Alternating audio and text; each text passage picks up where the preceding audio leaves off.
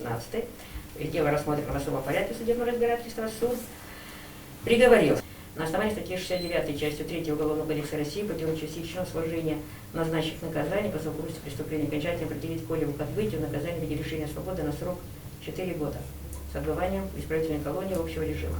Меру пресечения в отношении Колевого суд на апелляционный период оставляет в виде содержания по страже. Срок отбытия наказания Колевого исчисляется со дня постановления приговора с 8 декабря 2015 года. Зачитывается срок отбытия наказания, время содержания по страже Колевого по данному делу с 28 апреля по 7 декабря этого года. Ильчукова Дмитрия Александровича в соответствии с частью 3 статьи 69 Уголовного кодекса России путем частичного сложения назначенных наказаний по совокупности преступлений окончательно определить Ильчукова к отбытию наказания в виде лишения свободы на срок 3 года 6 месяцев с отбыванием в исправительной колонии общего режима. Меру пресечения в отношении Ильчукова суд оставляет на апелляционный период в виде содержания по страже. Срок отбытия наказания исчисляется со дня постановления приговора, то есть 8 декабря 2015 года, и суд зачитывает срок отбытия наказания прямое содержание Ильчукова по страже по данному делу фактически с 27 апреля 2015 года, то есть с момента, когда помещен в больницу психиатрическую, по 7 декабря 2015 года, это время, пока он содержался по страже за судом. Осипова Александра Александровича в соответствии со статьей 69 частью 3 путем частичного сложения наказаний, назначенных по совокупности преступления, окончательно определить БАРТ к отбытию наказания в виде лишения свободы на срок 4 года с отбыванием в колонии особого режима. Коробейникова Дениса Васильевича в соответствии со статьей 69 часть 3 окончательно путем частичного сложения наказаний определить Коробейникову к отбытию наказания в виде 3 года 3 месяца лишения свободы. На основании статьи 73 Уголовного кодекса России назначено наказание Коробейникову считать условным, с испытательным сроком 2 года. Возложить на осужденного Коробейникова исполнение в течение испытательного срока следующих обязанностей: не менять постоянное место жительства без определения специализированного органа, который осуществляет за ним контроль и исправление, периодически 2 раза в месяц являться на регистрацию в данную инспекцию.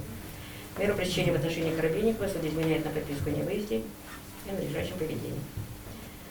Освобождается в зале суда, естественно. Полякова Дениса Владимировича в соответствии со статьей 53 Уголовного кодекса России в отношении осужденного Полякова, который назначен на ограничение свободы, определяется следующее ограничение: не менять место жительства и пребывания без согласия специализированного органа, осуществляющего контроль за ним, и не выезжать за пределы территории муниципального образования города Сыктывкар. В соответствии с частью 3 статьи 69 Уголовного кодекса России путем частичного сложения назначенных наказаний, то есть наказание в виде ограничения свободы переводится на лишение свободы, частично присоединяется к наказанию по статье 117 частью 2, где наказание было 3 года, то есть окончательно ему определяется наказание 3 года и 1 месяц с отбыванием в исправительной колонии общего режима. Меру пресечения на апелляционный период в отношении Полякова суд изменяет на заключение под стражу, арестовывать его в зале суда.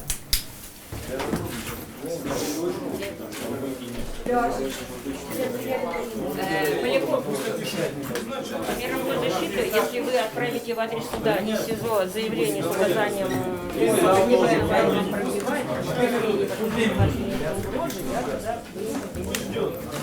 пока вы ничего не оставили, остальные все выходите, зал тоже выходит. Алексей, обжаловать будете?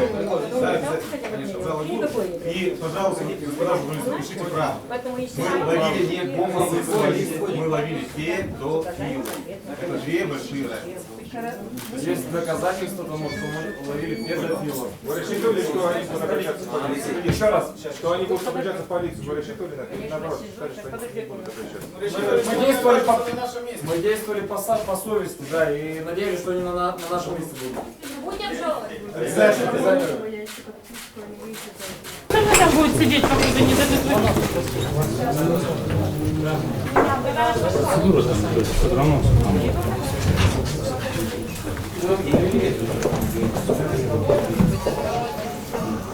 Послушал.